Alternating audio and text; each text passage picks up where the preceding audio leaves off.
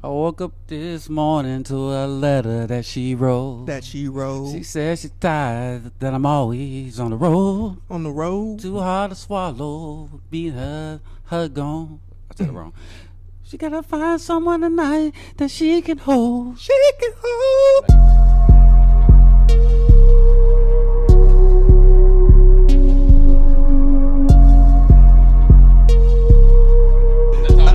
I don't think they ready. I don't think they're ready, but you know what they are ready for? The Night Owl Podcast. Yo, what it is, what it do. Introduce yourself. They call me a lot of things, but today they call me Al. Ow. And this to my right is my nephew, aka DJ. Yer. Also want to shout out the Mandy Handy, Candyman. That sounded wild. What Paul? Candyman, aka 3K, man. Shout out to our producer, man. Shout out to our cameraman. We got 3 Chaotic Photography on Instagram, and also if you want to get your shot, shout out to 3 Chaotic Photos at gmail.com. Just hit them up on Instagram or Gmail. That's also our first sponsor. Of course, yeah. I saw. I know y'all saw it in the first episode. You know, we got ad space now, so hit us up. We ain't gonna charge you an arm and leg, just the arm. So you know, it's all good. Yeah, we'll work something out. Okay.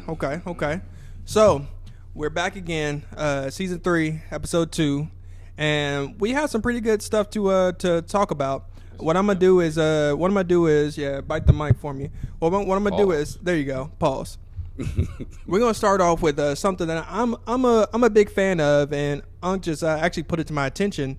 I don't know if y'all saw this because I'm scared of heights. That's probably why I didn't see it. But two lovers scaled the Empire State Building, and they unleashed a banner that, and if I may quote them, "When the power of love beats the love of power, the world knows peace."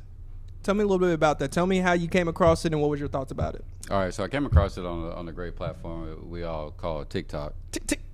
But I want to break it down into two parts. Okay. Because I feel like it's two entities tied in one. Okay. The first thing is them climbing up there to put that message up there. Okay, yeah. So they put the bank. So they climbed all the way up, and just for instance, while we're talking, Google on your phone the Empire State Building, and not the building, but the little satellite thing on top of that. Top. First off, if you ain't seen it, you're like, first off, you living under a rock or whatever. I just climbed out of the rock, so that's how I seen it. Yeah. But so, and also these two people they're a couple. Okay, yeah. And after I seen the original video on the news, I found that they have a Netflix special. Okay. Where they do this crazy stuff. This is their thing. So they just climb tall buildings. Yeah, heights. Like they love that stuff. Like So I guess they live for it. They live for it. Okay, so back to that part. So they climbed up there to put the message up there, which I love that. Not really love it, but it's it is what it is. You know what I'm saying? It was a great message. Yeah, nonetheless. Yeah. You know what I'm saying? You risk your freedom, for positivity, but hey, that's what it is. They got arrested? Oh, for sure. I mean, I guess we could have seen that coming. Oh, absolutely. If they was black, they would have got shot. Anyways. Right, so let's get that out the way. Great positive message. Of course. Okay, now, the second thing I want to talk about is, hey, my dude, Grant, I know that they've been doing this for a long time. Like, This is their thing. But a homeboy proposed on the Empire State Building. Congratulations, by the way. Congratulations. Right. And like from the, so I've been like on social media and stuff, like looking at it, and like I be seeing like a lot of females been saying like, man, dude did this on Empire State Building. Yep, like, he sure did. Well, I don't think like people like I should say it. What I don't think like the females are understanding is that there was no other way for that to end but a proposal. Oh no, that's the lifestyle that they live, and they did the biggest thing. He did his big one, as the ladies like to say. With that too, but also with the fact that knowing that you're about to get arrested. And and you climb on one like on the Empire State Building. Balls of steel. Pause. Bro, she's a writer. Yeah. Right? For like sure. A writer. Yeah, that could have ended badly. They could have that could have ended without them being engaged. For sure. What I'm saying? Like one way or the other. Yeah, like at that point she had to get a ring on. Like that's bro. And then like so I didn't watch the Netflix special, but I got to research for this. Yeah, of course. Bro, I don't understand how you got away with not putting a ring on it a long time ago, bro. Some of the stuff that they was been walking and doing the dangerous stuff. You know, I'm starting to get your point now. You're saying she's always doing this with him. Yeah. Yeah, so it's like she's down for whatever, literally. Yeah, bro. I saw a video. I don't know what building they was on, bro. The thing was high, pause, bro, and it was. Oh my god. Yeah, right. I just don't High know as what. hell. Just let you know. Right. But they're laying on it. Like dude's on his back and she riding him. Pause. Well, not Damn. pause, but, This Netflix special got freaky. Yeah. But I'm saying, like, they're on the high top building. Like, it's just like so high up there, and they climbed up there. Like, that is some, bro. If you like, that's one thing. Like, if y'all ain't seen this or any of this stuff, go check it out. It is wild. Okay. Like, but yeah, I don't see how it ended any other way. Like, That makes sense. Yeah, it would have been like the heartbreak of a century if they broke up for one reason or another. Who's gonna break up with who? Like, bro, she climbed the Empire State Building for her. Yeah, I don't know what else you could think. What else you could ask your girl to do? You know, like when you say you gotta walk a mile from me. You know what I'm saying? She just climbed. How big is the Empire State Building? It's thousands of feet. Let me look it up. Let's see here. How tall is the Empire State Building? Let's look that up. Yo, I gotta know. It is 1,454 feet, 443.2 meters. Bro, like, if you have a chick that's willing to do that for you, like, 1,400 feet. 1,400 feet. And then if you haven't seen it, they didn't have any harnesses. They didn't have any ropes. They free climbed the entire Empire State Building, and then they got to the top of that through the needle. Released the banner. And then the clip that you showed me, there was this helicopter that drove past. That would have threw me off. That was over. That scared me watching the video. So just let you know where my bravery's at.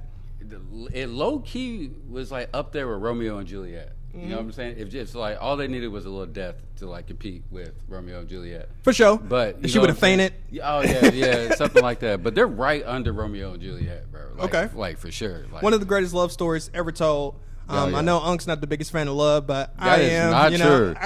Okay. I'll make it on that point real quick. Sidebar. It's like a third part to this. Okay. Okay. Right. You know what made me mad? What? Like, dude found a chick that's willing to risk her life all the time. Like, they come to the top of the Empire State Building. Bro, I can't give a chick to go to the movies, man. Like, bro, I think you can. Bro, like, I don't think you're just trying hard enough. I think what you mean, bro? Like, we might have to do some type of love show, The Bachelorette, the Bachelor Owl. We're gonna have to figure something out. Just go on a movie date. You know, if you wanna audition, we're gonna get you in touch with our producer, 3K. And if you want to audition, send in your audition tapes to 3chaoticphotos at Gmail. If you want to score a movie date with the Owl Father. But a movie date like would be like terrible, to be honest with you. Like why not? I feel like, well, if it's like a second date, okay, you can go to the movies. But a first date is terrible. Your first date to be a movie. I think it depends on what kind of movie you go see. What if she's a movie buff? What is she like? What is that's how y'all connect? I'm saying, but we supposed to get to know each other on this date. You ain't gonna be talking to the movie I pay for. Yeah, that's true. We can talk after the movie. You know what I'm saying? But what if you meet her at the movies? What if it's a really good movie and that you went to go see by yourself, and then she likes movies, so she went to go see her by herself? Y'all just so happens, this is the make of a love story. Y'all just so happen to get tickets next to each other, right and center, and then y'all just y'all catch a vibe after the theater. There's a lot to unpack right there. Okay, for sure. All right, so if it was like a empty theater and it's just me and her in there, and let's just say I get there first and I get my seat, right in the middle. You know how I do. We in the movies. Yeah, I'm right in center. Yeah, right in the center. If she goes in right after me and sees that there is all these seats open and she still gets the one next to me, I'm not talking to her. I was about to say it's meant to be. That shows me that she doesn't know movie etiquette. She doesn't leave a spot in between. Yeah, you don't leave a spot in between. So if she leaves a spot in between, you cool. Yeah, I'm cool. But she sits right next to you. That's a problem. What if it's the ticket she paid for? Like she paid for the one right next to me? Like she picked that seat. That's also movie etiquette too. Go to the seat that you paid for. I'm just saying. Even though it's empty though. Look, this is what I'm saying. When she gets there, she goes to AMC. When you go in there, is that the one by St. Matthews? Yeah, AMC. Yeah, it's AMC. So when you go buy your movie ticket, like they'd be like, "What seat do you want?" And like Mine's is what's that? Yeah, because you got your tickets first in this scenario. So Yeah, she sees this one right there. She got the one right there. Yeah, Shawty's weird because she's ready for anything. You know what I'm saying? She's ready for anything. Yeah. But she. I get it, dog. Shawty just lost a couple points. Yeah. She's a 10, but she sits next to you at the movies. Yeah. Off the rip, man. Turns into a 5. Like you don't know proper movie etiquette. It's over. You're right. You're not getting that second date. Yeah. No, it's not happening after that. But like I'm a whole lot more chiller now. I used to have all these protocols and things now. For sure. But I'm get your snacks beforehand. You know, you can get popcorn, but don't be smacking them. Like that's a problem with somebody I know that I went to the movies with. It's like, you know how you see things before they happen? Remember, you gotta go home. Remember, you gotta go home, right? The person I'm talking about is flying home from Geneva, Switzerland, so I got about 10 hours. I'm good. She ain't gonna see it. She don't watch it. But anyway, she wanted to shooting with me in the gym. But no, like I hate when people they get the popcorn, but they don't eat it one at a time. Like I feel like I'm seeing the choke before it happens, and that's worse. Like. Yeah. Let's say hypothetically you're in the movie with somebody and you see them eating 4 or 5 pieces of popcorn at a time, like stuffing 2 before they finish chewing those. They put the other ones in there. I know what you're saying. And then you're like, "Hey, slow down!" But you know how somebody wave you off? That's when the choke comes because you're trying to talk now because you got all this popcorn in your mouth. That movie etiquette, y'all. That's the moral of the story. Yeah. Love you, babe. Yeah. And that's the thing too, though. When we're at concessions. And you know, when I look back at you and say, "Get what you want, baby," you know what I mean? When I do that, that's not what that means. That literally means get what you want. You know what I'm saying? Big baller, large. Yeah. You know what I'm saying? And that's cool because when I said that, I meant that at that time. But let's not get 15 minutes into the movie and you start reaching for something I got. Oh yeah, no, that's fair. That's fair. Yeah. I got these snacks specifically. I got these tailored for me. You know and then you got your order, like what you gonna eat and how long it's gonna take you to eat it. You know, these now ladies supposed to last now and later. You know, so don't be eating my shit in the middle of it. You get the snack that you watch when the trailers. You know, if you get there for the trailers, I don't always get there for the trailers. I do. I like to see what's coming out, but I'm ahead of the time. Okay. Yeah, you seen it before it came out. Yeah, I seen it, but you know what I mean. So that's cool. It's whatever. Yeah. You know. Only time I get there for the. What am I paying for? Just a movie, right? Yeah, you know. You're paying for an experience. That's why the movie theater is a movie theater. I'm paying for the movie. Yeah, but well, you can watch it for free at home. I like to support. You know. Depends on the movie. Yeah. Real quick, we did have a producer note. So back to the Empire State Building climbing. Apparently, the pilot spotted the Daredevil climbers, calling them 2 geniuses, and later confirmed on the radio he just proposed to her. Oh yeah, ain't that sweet? Yeah, ain't that beautiful? Yeah, that was absolutely beautiful. Like when you say I don't believe in love, that's such a false lie. That's a narrative that you should not be pushing out here, bro. When people get in front of the camera, it's just crazy how they twist and turn. No, I'm not saying that you hate love, but you know, you talk about first. I think the first episode you was talking about how you don't want to go to the movies with somebody or something like that. Now you can't find somebody to go to the movies with you. I feel like you could find somebody to go to the movies. No, that is true. I could find someone to go to movies, but they don't have proper movie etiquette. Do you think you could train somebody to go? Is it because you don't want to? Like they should have that proper movie. What if they never been to the movies before? That's a problem. That's a red flag. I guess. You know what I'm saying? It's a red flag. You ain't never been to but that's what I'm saying. Some people don't go enough or have had to explain to them the proper movie etiquette. Because I mean, I don't think anybody had to explain it to you, but you like going to the movies, and this is also your movie etiquette. People may not movie the same. No, but I it's like playing Uno. You know what I'm saying? It's some universal rules that you got to abide by. You know what I'm saying? Every house got different rules. I just learned how to play Monopoly. I mean, there are some house rules in there, but there's some things, like, hey, you shouldn't do this in the movie. Sidebar. We're playing Uno, and you have 2 cards. What happens when you put down that second to last card? Can somebody call Uno before you? As soon as you make that movement. As soon as you make that movement? It's up in the air. Okay, as soon as the card has to be down. No. If you have 2 cards in your hand, and I'm paying attention to your moves, and then you are on the way down, pause. You can call Uno. Yeah. Okay, that's fair. It's I have a blocked list of people to play Uno with. There's somebody that I gave you the work already in Uno. I don't believe that happened ever in your lifetime, but we could do it because you can go on the block list too. But I'm just saying you can go in it too. I'm just saying the person I'm talking about, he's definitely gonna see this. This nigga will be pump faking, and it used to make me mad. I hate that. Yeah. Because it's like you think you slick, but I'm paying attention because I'm in it to win it, right? Yeah. But the moment that I try to call it, you had like so you didn't do it. Now we playing this whole cat and mouse game. I hate that. He's on the blacklist. Well, yeah, I kind of feel that though too, though. Like you call, just take your lick. Be slicker next time. I kind of feel it. So that's Uno. I don't know how we got on that topic, but let's stick on movies. Yeah. I recently watched a great movie, and I believe the actor's name is it Trevor Jackson? Yeah. So Trevor Jackson, I'm gonna double check that for me, 3K. But the movie Superfly came out in, I believe, 2018. Mm-hmm. Have you seen it? Oh yeah, for sure. Did you love it? I love it. Trevor Jackson. Okay. I mean, I really liked it. You really liked it? You wouldn't say love it? Yeah, I wouldn't say love it. What were some of the things, before I talk about like the plot and everything, what were some things that you felt like the movie was lacking? Just a little bit more. Like most of the time, if I don't like really love the movie, it's basically like comes down to the screenplay. Okay. Like just like how the movie was written, like the things that happened, the plot. Yeah, I feel like some things was missing in the plot. Are you saying compared to the original blaxploitation movie, or just in general this movie standalone? Just to this specification of this movie. Okay. But like if I had to rate it, I would give it 6.5 out of 10. Okay. See, that's a passing grade. Sure. I would say it's a passing grade. Yeah, 6. I don't know. Depends on your mama. You can get a diploma with that. Right? No, that's facts. These get degrees over here at the Out Podcast, not Out Podcast. Upon first watching, I was very above the influence, so I was just really amazed with the movie. Like the plot was just crazy, but I was gonna give it like an 8 out of 10.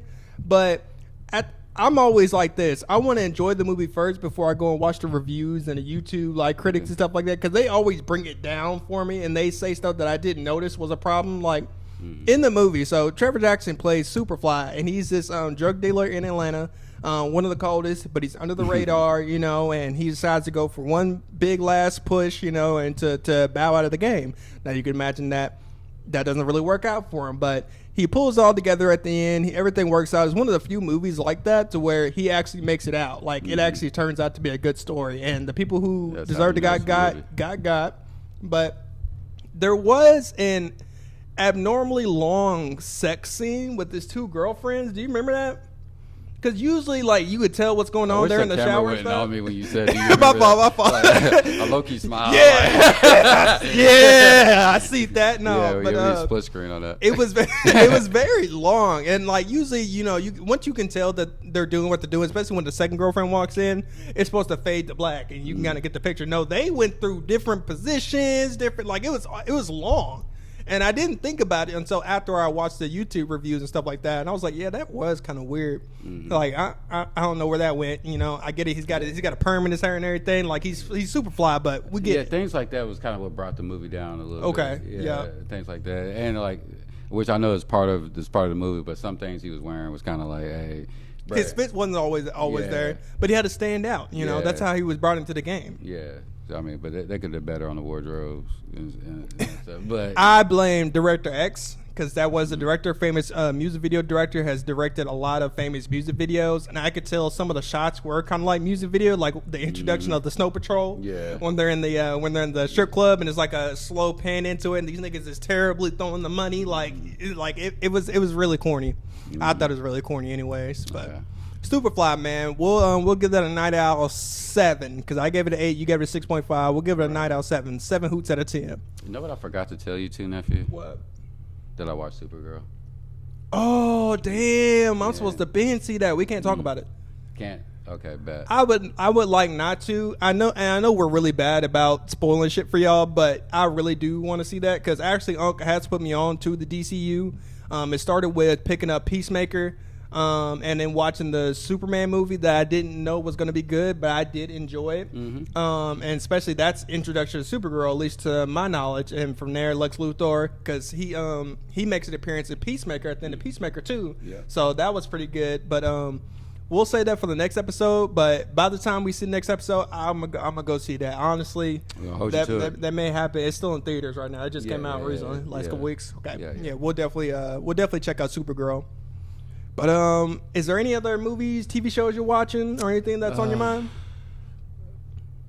There's a few. How far are we from a commercial break? We're right there, the commercial break. Okay, so let's hit commercial break and let's give up with the hod. Okay, we'll hit a commercial break real quick, and we'll come back with the House of the Dragon. Peace. Peace. Always look inward. 3 words. 3 words that embody creativity, a vision, hustle. 3 words that speak volumes filled with vibrations and 808s, camera shutters and roll the tape. Always look inward. A mantra that reminds us that it's in you, not on you. A piece of motivation to be the best you. Kill that shit every chance you get. Always look inward. Check your shit before you wreck your shit. Always look inward. Put in the hard work that turns into heart work, and you create the artwork that defines you. Displayed through lyricism, photographs, soon to be turned autographs. All it takes is 3 words. Creativity, a vision, hustle. This ain't my permanent size. I know that there's different levels to the shit. That ladder I'm ready to climb. We're back. So, I believe that it is now House of the Dragon time. Ooh. House of the Dragon, also season 3, episode 2. Al, I took the wheel last time, so I'm gonna let you take the wheel. We're gonna go through, scene by scene about how we feel about everything. But just give me your first impressions of the episode. How was it? I really loved it. Like I said, going into this episode, you know that it is supposed to be the season finale of season 2. Yeah, this is supposed to be the season finale. Yeah, season 2. So with that, and keep that in mind too, I would have loved it if they would have had that on season 2. It would have raised season 2 stock so much. But what I really loved about this episode, from the start to the beginning, my man's Damien held it down. Okay, yep. You know what I mean? And like I said, even how the episode started is kind of like with Damien, and you realize that, all right, he's got a lot to do. Oh yeah, for sure. He really is her right hand. Like, you couldn't ask for a better partner. Rhaenyra, she's at, which we'll get into it, but Damon definitely did his thing. I think I like his character so much because we're really talking about Doctor Who, right? Like, he's really like a kind of funny out there character, but he really is one of the best characters, especially now that he's it might be the best behind Princess Rhaenyra. Yeah, well, they really, because her and Alice's drama in season 2, all that talking and all that stuff kind of brought Rhaenyra's stock down. But she's definitely, especially at where she's going now, is definitely making her top tier. I think Daemon is one of the best and most enjoyable characters because he went from a complete dick to a lovable asshole. Yeah. That's something I've noticed. I felt even when he was a dick, people loved him too. Oh yeah, for sure. I mean, he kept it a bean. You know what I mean? Like, no, he's definitely like, he's the realest one. He really doesn't care about your feelings. No, absolutely. Okay, so go ahead. Continue with Damien. I like how the episode started.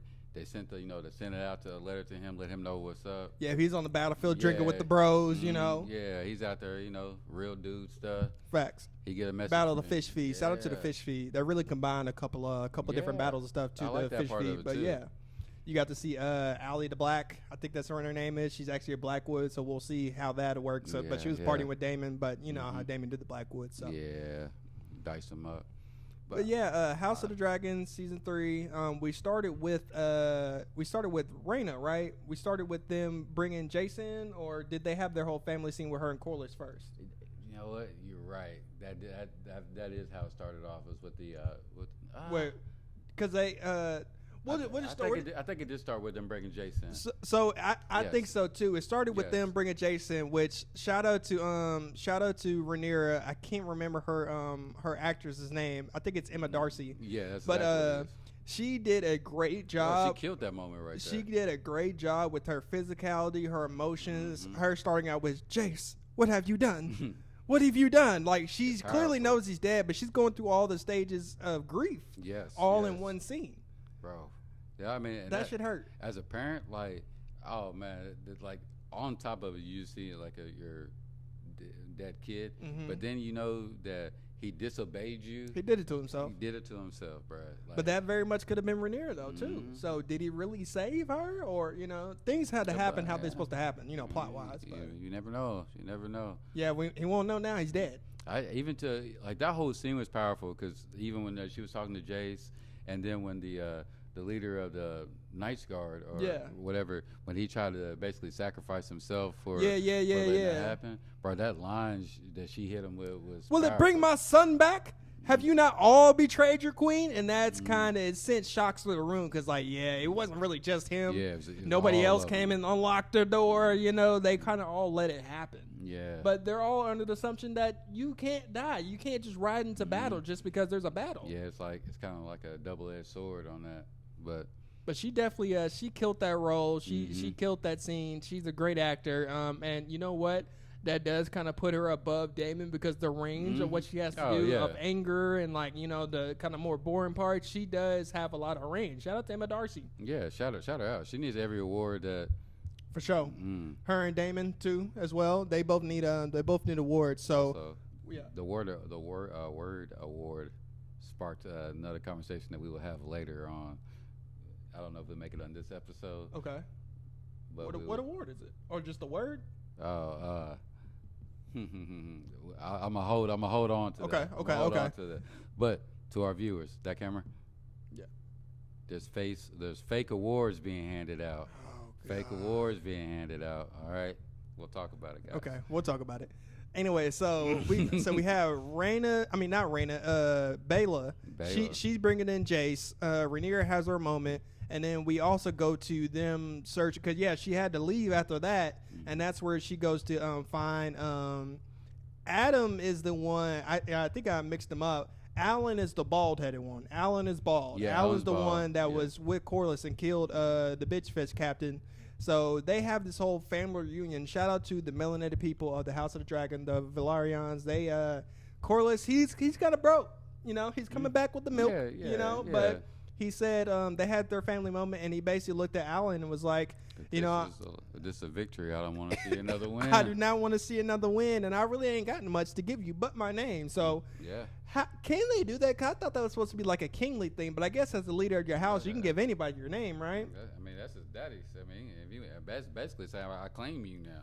Yeah, so basically all I'm saying. Yeah, you almost died for me, and you found me. Shout out to Adam and Sea Smoke. They went around and they were the one to find Corlys, and it was funny. Cecil's clean though out there. He clean. Honestly, Sea Smoke and Moon Dancer, Baylor's dragons are the hardest dragons. They both got that like silverish. I think Moon Dancer is one of the prettiest dragons, but that's just me. I like Cyrex. I like Cyrex. You like Rhaenyra's dragon? Yeah. It does kind of got like a cool color, like almost golden. Yeah. I was watching one of my shout out to Gray Area on YouTube. You need to check her out for her renditions. It's actually it's one of us, but she does like the different reviews on episodes. But she talked about how Caraxes he's got asthma. I thought the shit was funny because that noise that he makes. But Cyrex is dope. But a shout out to Sea Smoke and Adam for finding Corlys. And Bayla says he's hard to kill. You think he's dead, but he's not. He's been all through. He's always somewhere on the brink of death, but he always comes back like a snake. The sea snake. But yeah, we move on from there, and I think that's when Daemon gets the news. Yes. So he's chilling at the Battle of the Fish Feed. End of the battle, they got the Lannister head and the lion posted up on that. That was hard with the lion's little tongue out. That was hard. But that was like a kind of a callback to when they did that to Robb Stark. Okay. The wolf on the. Damn, they did do that. Okay, I didn't catch that. That was a good callback. I got you. So he's got he gets the scroll from the Strong from Simon Strong, and he basically gets the news that Prince Jace is dead, and he's being called back to Dragonstone, so they can go ahead and take the red keep. So I think it was nice because old Daemon would have not reacted that way. He made it like just went and left, but he informed everybody what was going on, Oscar Tully and all them, and then he went and handled his business. Yeah. I mean, and he experimented or exuberated the most gaslighting energy I've ever seen a person do in life. But I'm here for it. He did what he had to do to get yeah. So when he makes it back, she's all in bed, which rightfully so. She's fucked up right now. So. She's hurting right now. But he's like, are you gonna let them die in vain? Is that what you're gonna do, bro? That was powerful. he said what he needed to say to get her to get up, because it ain't over. The battle ain't over, And I mean, to be real, those weren't really Daemon's kids either. So he's really focused on what the mission is. That's to put her on the throne, because then he started talking sexy to her, right? Then he already hit it with the high Valyrian, talking about like, I saw the prophecy, I saw the woman in the desert with the dragons at her breast, So if what my brother told you is true, what would you do then? Yeah, gotta ass up, right? Hey, that was the utmost gaslight energy I've ever seen.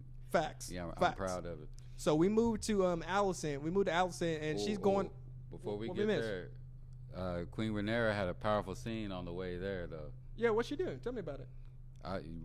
So as she's walking out, she's trying, like the councilmen are trying to check her. Yeah. And she basically puts them in a place.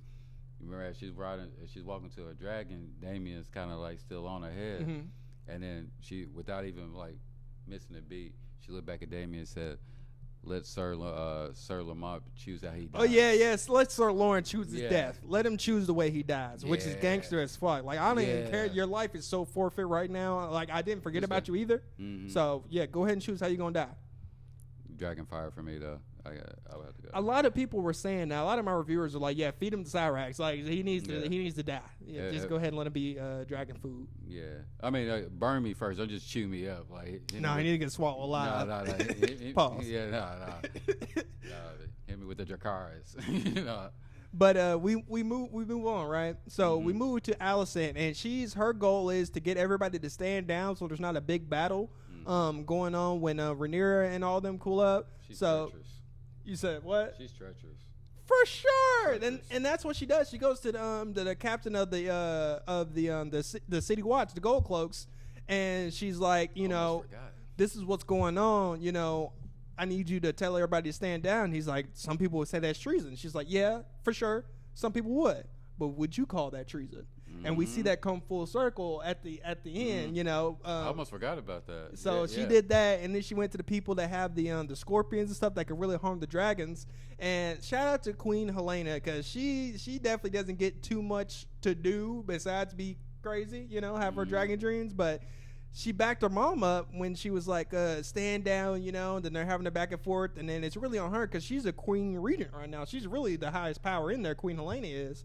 And so she's, like I said, she's the queen. The queen, right now. Yeah. Like right now, she's top dog. And she says, I will have no beast harmed. And that kind of confirmed it. You can't really argue with both of them. So got them to stand down, and then I thought that was a cute scene between her and her mom. And like they finally had that combination. Because remember when they were talking, and she was like, "Well, what would you rather do by now?" And she was like, "I think I'll keep chickens." So she was like, "Damn, I never got a chance. Allison never got a chance to live out her dreams or even think about what she wants because Otto put her in position.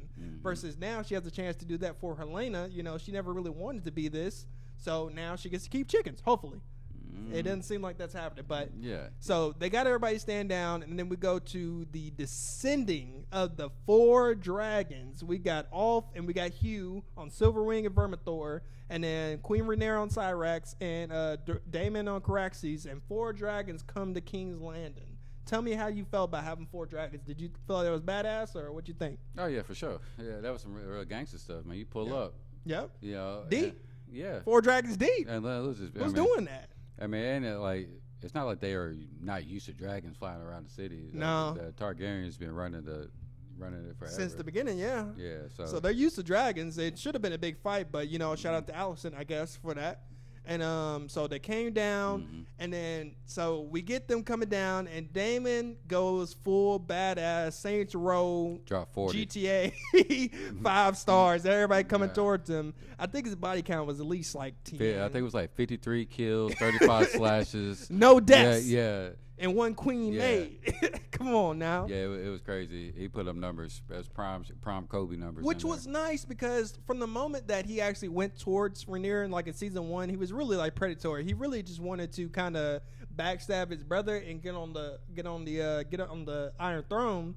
But since he had his Luigi's Mansion episode with Alice Rivers and stuff, and he's kind of got his shit straight as far as who this is about, he really went to war, went to bat, and made sure he took down everybody who stood in their way, and had one of the greatest lines I've ever heard in the show. When they finally make it in there, after he just dropped 50, nigga said, "Who else dares stand up against us in our house. It is their house. They grew up there. It's their house. But I also want to add, as soon as he said that, about 15 people pulled up on him. They did pull up. The Yeah. current Kingsguard, they pulled up on him. And you know what? And it still made Daemon more badass because he was ready for it. Yeah. But when Rhaenyra pulled out a sword, they laughed at her. How did you feel about that? Because, you know, in any other TV show or movie, they would have Rhaenyra go ham. You know, they would have had her, like, all of a sudden know how to use a sword. But realistically, she's never had to swing a sword to nobody. Yeah. I mean, you also got to think, like, that's like in medieval times. So I guess that would be the common, like, reaction to that, you know. I would have laughed, too. Yeah, you know. I mean, but you can't laugh too hard because Damon's right there. Yeah, so, yeah, like, I you probably still got to would've. kill Daemon. But it's Yeah, like 10, man. 15 of them, you know. So Damon's doing the math, and he's like, I guess, you know, I guess this is what we're finna do. I think I can do it. But then out of nowhere, I think his name is Sir Luther. Sir Luther comes out from the gold cloaks, and you don't know for a second if he's gonna turn on them. But for a split second. So Daemon turns and looks at him. Well met. And now they have the full body of the gold cloaks. This is the guy from earlier that Allison was asking him, do you think it's treason? This goes full circle. And they just turned the tables on him. Now it's 50 versus 15. Yeah. Oh, yeah. That was badass. Because shout out to Daemon. Who would have thought that the gold cloaks, the people you see through all the Game of Thrones, it was really started in Garrison by Daemon Targaryen. Mm-hmm. So he really made the gold cloaks, and they came out to save them. And now they just got to, run shit. Oh, yeah. And like I said, they kept it a buck when they came back and supported him. Like, hey, you gave us our first job. Real man. niggas do real shit, They never forgot who gave him that gold cloak. He said 20 years ago, you gave me this gold cloak. So now we're going to take care of that. on business. So Standing they on get, business. Rhaenyra, she's almost like, she's almost on the throne. And she's like, no, this isn't over. I'm not queen yet. Where is Aegon? So they found out that Aegon had escaped with Larry Strong, and that all happened a couple episodes ago.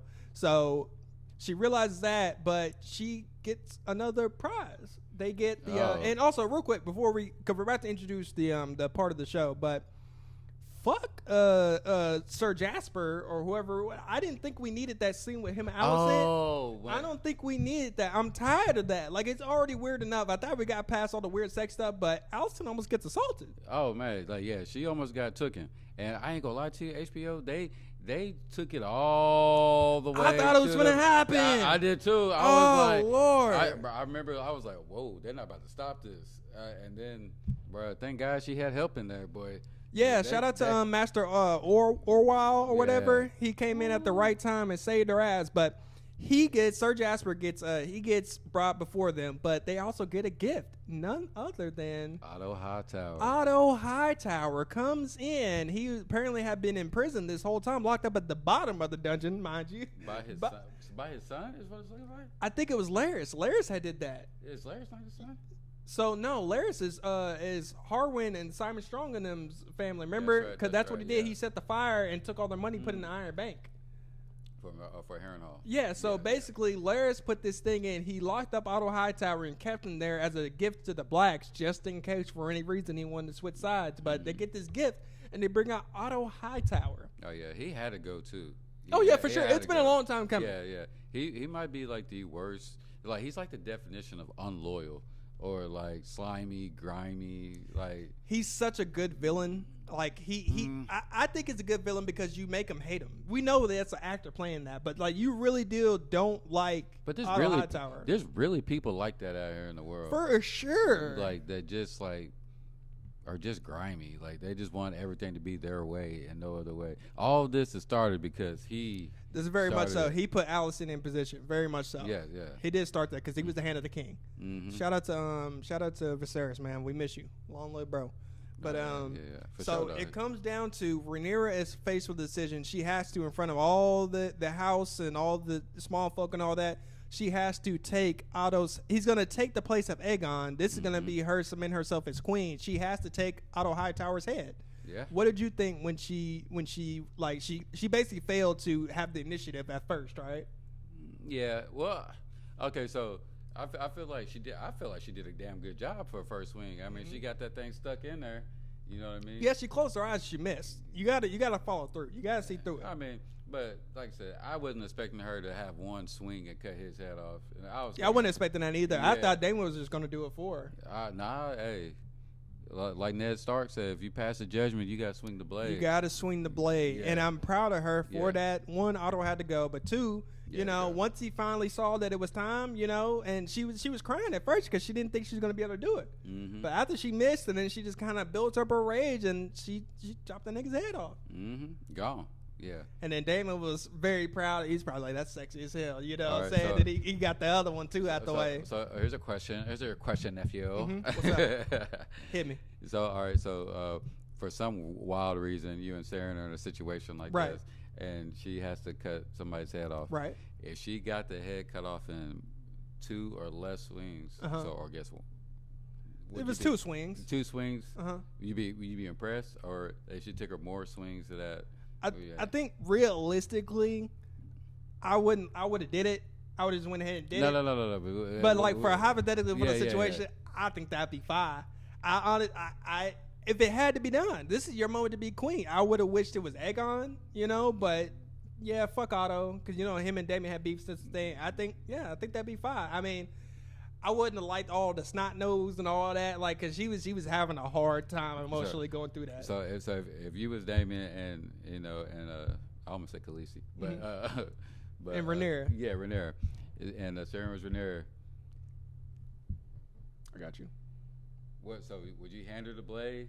Oh yeah, that was a part of it too, because he has Yeah. a Valyrian steel. It's supposed to be the sharpest thing that ever, that ever it is. I mean, yeah, I probably would have did the same thing Damon did. Because as soon as she got the nigga's head off, get this nigga. Let's go ahead and get the show on the road. Let's go ahead and get that. And just so for the rest of the season, since like you got a fiance, I'm gonna put you in these scenarios. Oh yeah, for sure, that's fine. I'll be the resident relationship yeah. guy. I'll do that because some people don't like love over on the other side of the love chair. love. Sure. Look at my playlist. Sure. Look at my Now playlist. that's true. If you go through his playlist, you will be like, oh yeah, he's a lovey-dovey guy. I'm a guys, guys. I'm a lover. But we end the episode, I believe, with the hardest scene of her like walking through the blood and the reflection of the Iron Throne, and she finally sits down on the throne and she kind of wipes up her tears and she kind of just builds herself up, and that's how we end the episode. Am I correct? Yeah. I thought that was pretty like Cinema, pure cinema. pure cinema. That was one of the best episodes. I really wish that could have been the ending of season 2. But it shows you gotta walk through the blood to get to the crown. that's true. You gotta do something. Somebody had to die. Clip that. Walk through the blood. But that was season 3, episode 2, one of the greatest episodes of the series, and of the franchise. Really, is one of the greats. Yeah, I agree. Shout out to Damon. Shout out to Rhaenyra. Shout out to Allison. She really had a good moment last episode. So Rhaenyra really got to show her acting skills this time, from Jace to having to cut Otto Hightower's head off. And man, House of Dragons really shaping up. We got the new episode coming on this Sunday, so we're gonna keep these reviews coming for you guys. And if you have any favorite moments or anything you want us to talk about the show, leave it in the comments and just let us know what you want to hear. Comment, drop something. Real quick, we're gonna go to our second and last commercial break, and we'll be back to you guys with more Night Out Podcast. Boom.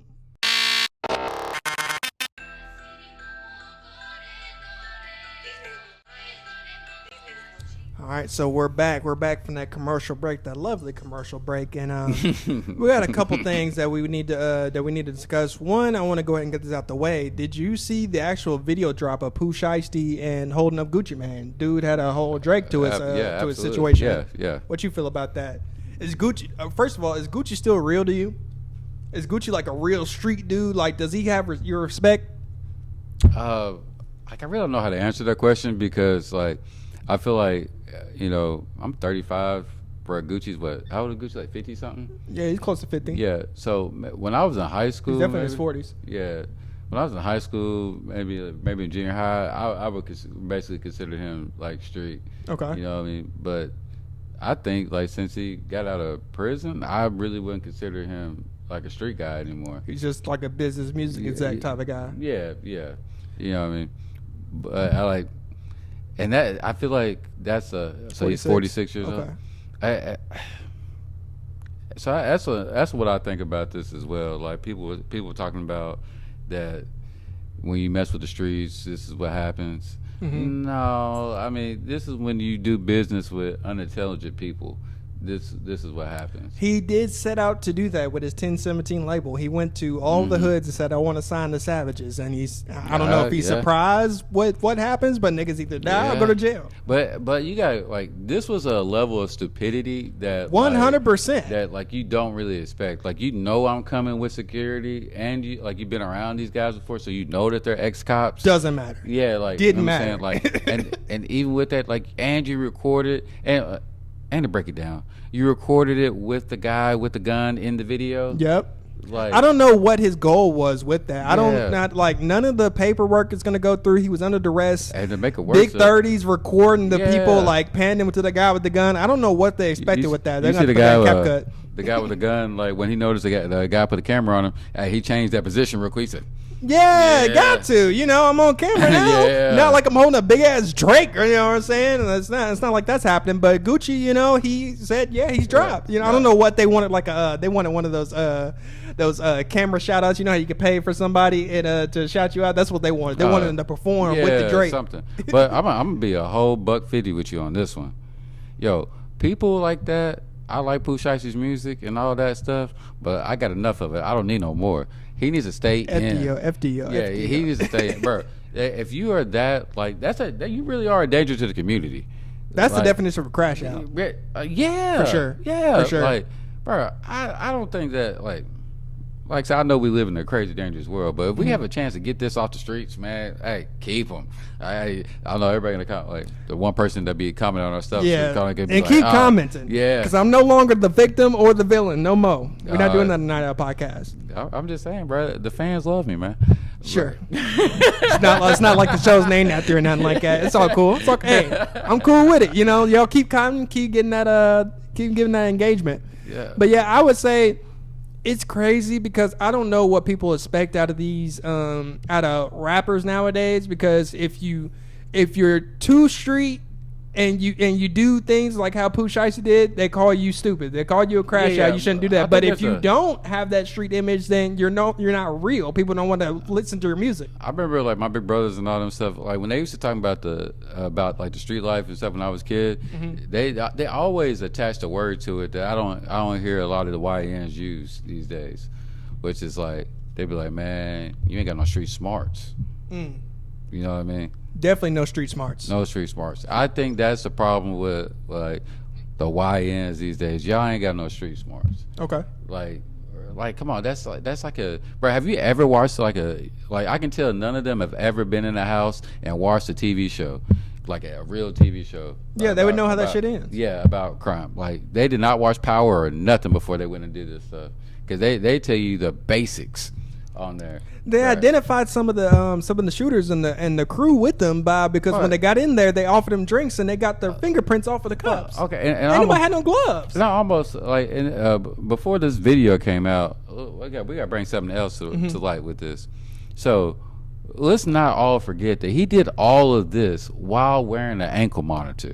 Yeah. So it came out last week that he was basically, I guess, sliding money to his PO. Yeah. So and she was writing them fake permission slips. Like how like the stupidity goes up so high in everything like oh girl, like you a rookie on the job. Like this is like our first year. Yeah. Bro, you don't think they're gonna double check your work? Like, I mean, she also probably didn't expect them to do no shit like that. No, bro. They got her record, bro. She's already been arrested. Oh, man. Like the day that he did the robbery on Gucci, he was on the phone with them, right? Yeah, with her, bro. Bro, she called him. I think it was like 16 times that day. Telling him to go home. No, she was helping him facilitate do what he's got to do. Oh, I didn't know she was that involved. The story I heard was that the PO had called him and was like, "You need to leave. You don't have permission." Da da da da. No, she gave him permission. Like he had a permission slip. Oh man. Yeah, that's why she got arrested. Yeah. Oh man. Well, at least that. And it don't make it any better or any smarter, but at least he tried, to try to get away with it, or tried to he tried to do who what? Finesses the PO officer on federal charges? Okay. Who does that? So on that one, I give you a try. On that one. He tried. Okay, on that one, I give you. Because I didn't know that. I'm not gonna say any of this makes it any smarter, but I didn't know that was a part of it. I thought he was just dumb as fuck and didn't give a fuck. No. He is definitely like, FDO. I'm just like you get out, but so he got out over a year ago, and then like I think initially he gets out, he goes shoots a music video threatening a bunch of people, directly violates his probation, and gets picked up again. They let him out after that, and then a month after him getting out, after that, it was like 30 days. 30 days after that, he does the Gucci Man stuff. Bro, that is a definition of a dangerous member to society, community, world, like wherever you want to draw the line at. I'm not a fan of glorifying, stuff like that at all. So to me, it's one of those things where I'm not gonna say I wasn't a Pooh Shiesty fan because I didn't go out and seek his music, but it's a certain vibration, it's a certain wavelength for the type of music that him and a lot of these drill rappers or the stuff that YNs like to listen to. It brings out it's for a certain community, it's for a certain audience, the non-thinkers. Exactly. So I think that's why branch out your music taste. If you're looking for other stuff to listen to, if you want to change your mindset, just look around, go to a record store, ask somebody older than you, start there, or just realize it's just music. Like you know what I mean, like you ain't gotta live the life of the music that you listen to, like because. Right, all right. So what's that dude's name? NBA YoungBoy. Mm-hmm. Yo, I'm not gonna lie to you. I think he's awful. I think he's terrible. I think he has a lot of great songs and a lot of terrible music as well, as far as like the message. Right. I swear, if you're younger than me, like people think that. Bro, I've been. I can show you some great YB songs. People have said that before, and I'm like, yeah, cool, yeah. I mean, we could point out rappers and musicians from every generation, you know what I'm saying? Yeah. So we want to talk about your specific generation, we would have to pull up a list, and then I could tell you people that they just got shit music too. Yeah, because you're younger than me, that's your generation, and but like I said, he's everywhere now. He's kind of like the mascot for YN Energy now. You know what I'm saying? Like anytime that you hear about a YN doing something crazy, bruh, they're sitting there with and it's a perfect setup. Tell me if I'm lying. Bro, those would be the kids that be having the phone with no speaker, no headphones. They just be listening to YB like, yeah, crime, murder, I would say he's not the only one. He's really just the most popular and the one that really he has the most music out. He does have a hold on a certain generation. Oh, for sure. So he gets a lot of the bad rap because he is the most famous and the most popular. But I'm gonna give this 1% to YB, not necessarily saying that he's a good or a bad person. I do think he has a lot of, because there's a certain lane, like you ever listen to Rod Wave? Yeah, Sad Boy. Yeah, so YB has some songs where it's like street pain, it's like souls. Not 100% of his songs is about the murder and the crime. Some of it, especially like when he gets those melodic flow, he does have some redeeming bars and redeeming songs out there. If it's a needle in the haystack, for sure. But I do have to say that because there's a lot of people that know YB's discography from A to B all the way up and down, and it's specific songs that really made them more of a fan of it. And most of those people don't even listen to the hype bullshit music, the music that he puts out. Now, 99% of the shit that he puts out, for sure, but there is a nugget of a pain music. There is like telling the sad side of what is going on in a lot of these neighborhoods and a lot of these streets. Not to say that it's good, not to glorify it, but I think because YB is the most famous and most popular, he does receive a lot of that negative energy when it comes to really a problem as a culture as a whole. That's what I'll say about YB. Look, I'm not gonna get an argument with a young one over YB. And then once again, people gonna be like, "Here he go glorifying YB," and I just end up being on that side. And I gotta say something because, like I said, bruh, if you're a youngin and you really ain't got I'm just saying, if it's YB versus Pooh Shiesty, YB, bruh.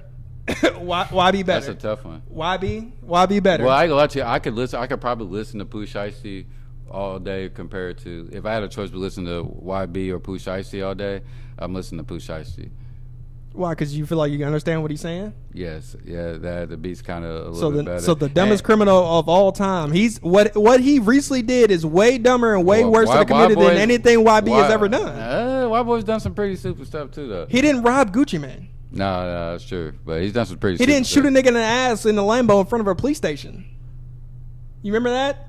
Pooh Shiesty pulled up and was supposed to be buying some shoes for somebody, and he basically decided to rob the nigga he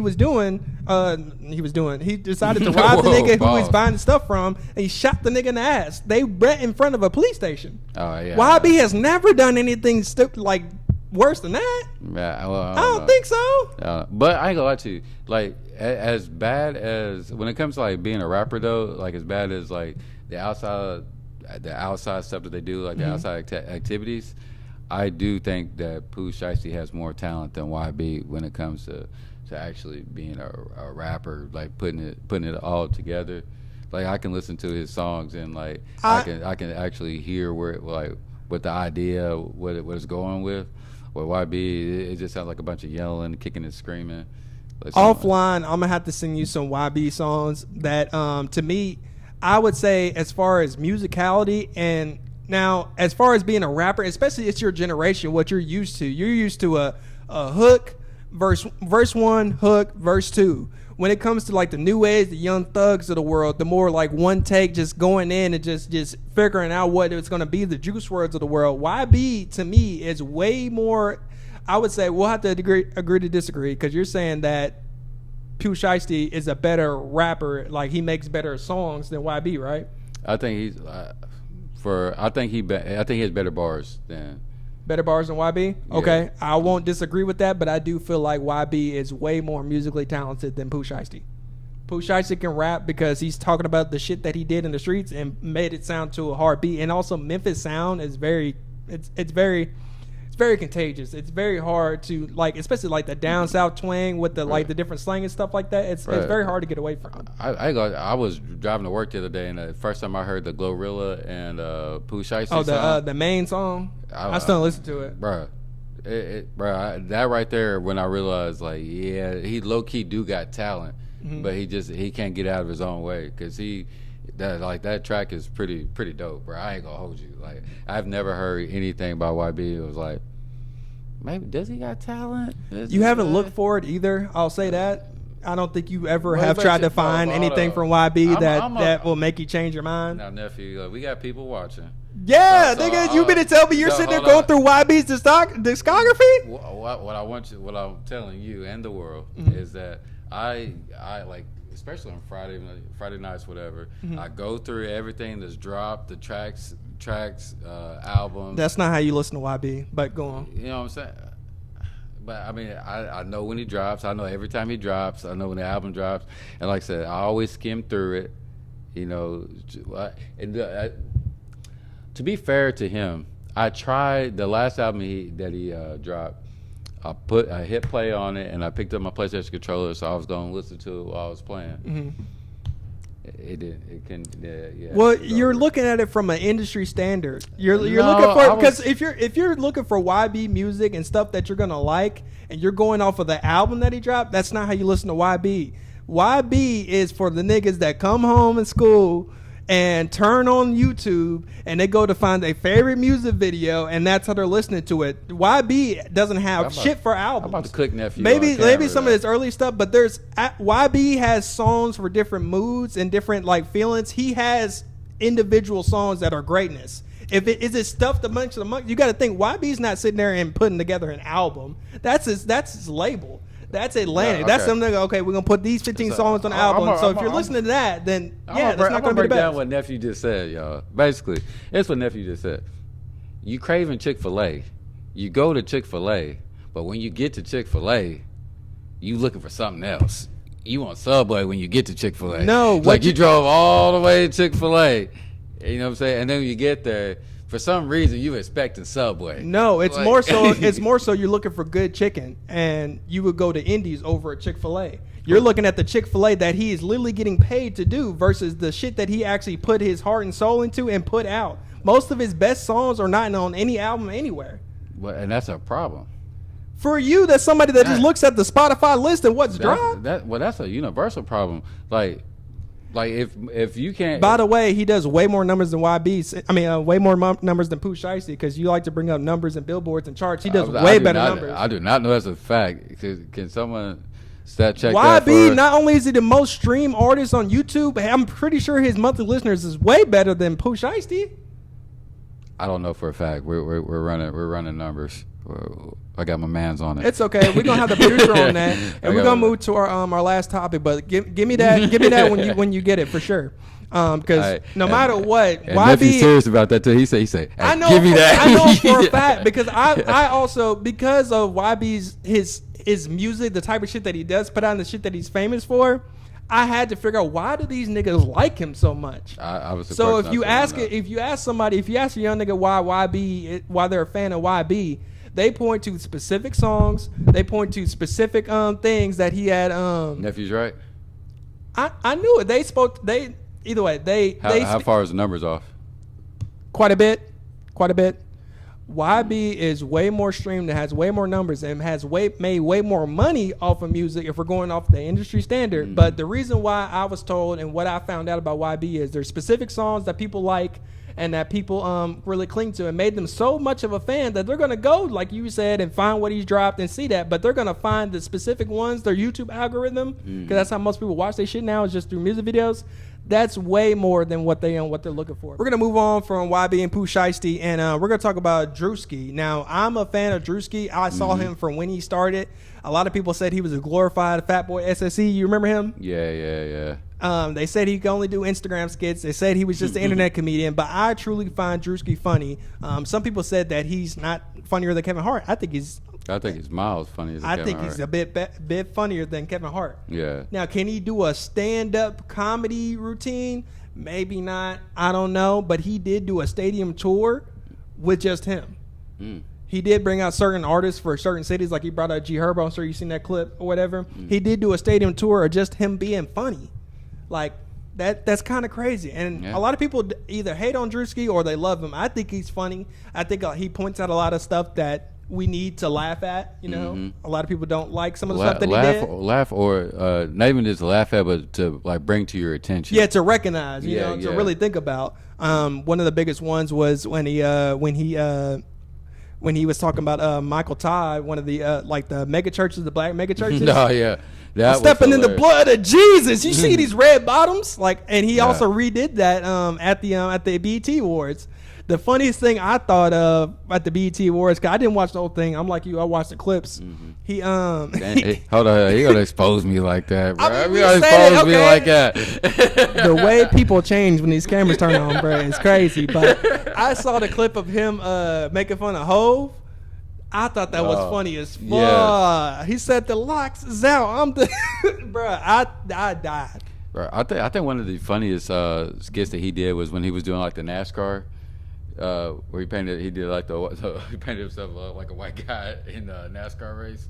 I thought that was the most funniest. Oh yeah, when the tide or nothing. Yeah, I don't give a piss about nothing but the tide. Oh my goodness. Who is his producer? Who is his makeup artist? Because did you see the Jackson 5 trailer he did? Yes, bruh. I still get clips about that. That was funny, bruh. He's funny. That's why I like his. He calls out like things that, like, you know, people are thinking about or speaking about.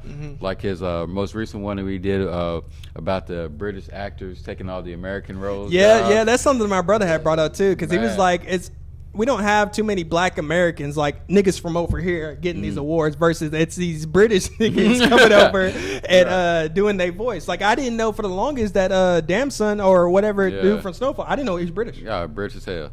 Oh yeah. Idris Elba was one of the most famous ones. Yeah. You know he could fight? Idris Elba? You know he's martial arts trained? No, I didn't know that. He ain't like Michael Jai White or nothing like that, but no, he has fought in like Taekwondo tournaments and stuff and won. But if he ain't Michael Jai White, man, we can run him now. Blood and Bone, man. Blood and Bone. We almost had the chance to meet him one time. He was actually in the city, for the 502 Film Festival that would happen. It was a couple years ago, but he ended up being there, Oh, yeah. Shout out Michael Jai White. But do you think, like, who do you think is fun? Is there anybody funnier than Drewski right now on the internet?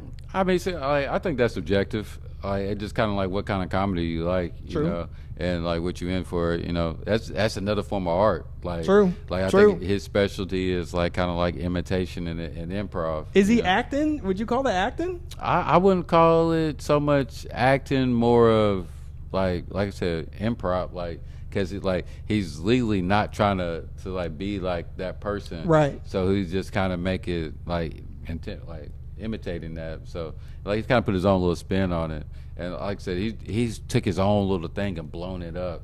True. Like a lot of people, I mean, people can try to do that. Yeah. But it's him. Like that's his thing that he has now. Like I'm saying, like even his show on YouTube, shoulda, woulda, coulda. Yeah. Could have been records. Could have been records. Like, Yeah. like that's funny, and he's not like really telling too many jokes and stuff. He just yeah. I don't yeah. That shit is funny. So like, I mean, there are a lot of funny people out here. That's true. Like, man. But I would agree. I would say Drewski is definitely one of the funniest people on the internet, if not the funniest people on the internet. I hate to do this to us, but before, yeah, go ahead. Before we shut out, Yeah. I saw how much time we got on there? Just whatever you gonna say. All right, bet. So this last Saturday, last Saturday I was in my hometown of Bowling Green, and I went to this event from my old barber. It's called Taste of Tyson. Taste of Tyson. So, Okay. so it was basically he did a lot of. He was like in a cooking event. He had all kind of food samples out, passed them out. They had live music. Okay. There's, and my phone's over there, so I can't pull it up. So I have this information to you. Yeah, so you just can send put it to us, up and we'll put it in there. there. But there was a lady out there that sung that she did really good. Okay. She blew it away. She did a lot of Erykah Badu songs. AD was out there. Hey, he killed it out there. He did actually. He did one of my favorite songs. Period. Jamie Foxx. I'm gonna make it do what it do, baby. He killed that. Okay. But I bring that up to say he also had and to shout them out too. I'm gonna add y'all in history. I get some shout out. But he had some comedians there with him too. Okay. So the first comedian, I guess he was kind of like the moderator, blah blah blah blah. Like the host. Yeah. Okay. He was cool. Second dude, he was funny as hell. Okay. But the third guy, I gotta get that's why I'm saying it on there. But that guy was funny. We need to get him on here. Okay, we Bro. need to have that comedian. Yeah, bro. We're gonna reach out to him. Bro, We're gonna he was find on there that, for about 10 information. minutes, bro, and bro, I was Shut it down? Yeah, the guy in front of him was funny too. Okay. Like he was saying some like crazy funny stuff, but like his set was just so long, bro. And then the other guy came in and he just, bro, he had you laughing from the get go. Like he was just like, bro, like the energy that he came out with, he was like, oh, bro, he's hilarious, and he was. What was the? You said it was the Taste of Tyson. Yeah, Taste of Tyson. Food was phenomenal, man. Okay, of course. I liked it because he had different.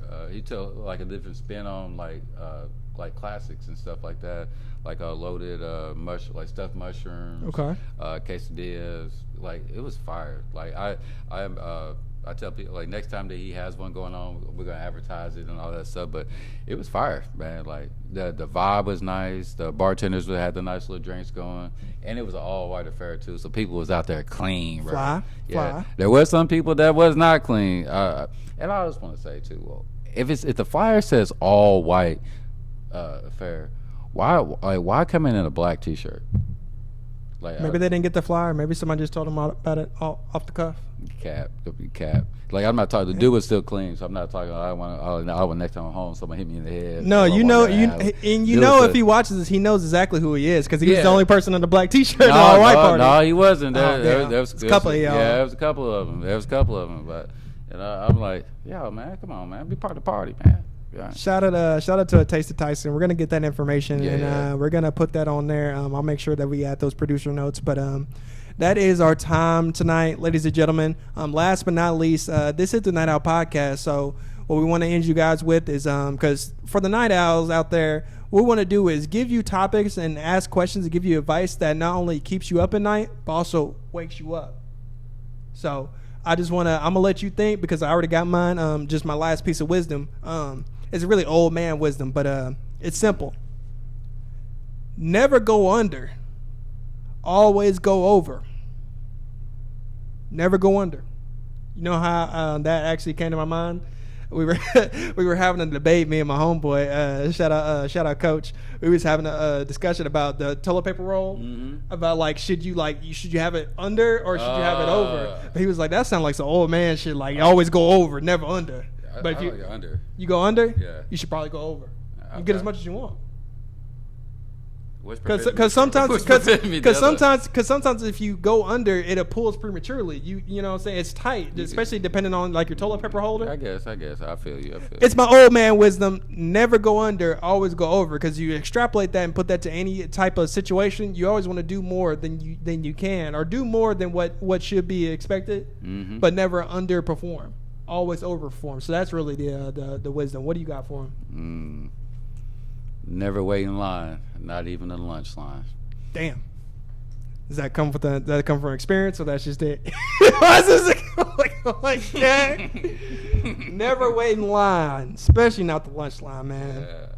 I'm gonna let y'all think about that. That's the one that's gonna keep you up at night. I'm trying to wake you up. He's trying to keep you up at night. Yeah. Anyways, this has been season 3, episode 2 of the Night Owl Podcast. I appreciate you guys. Like, comment, subscribe, spread the message, and let us know what you want us to talk about next. Other than that, we are out. Boy.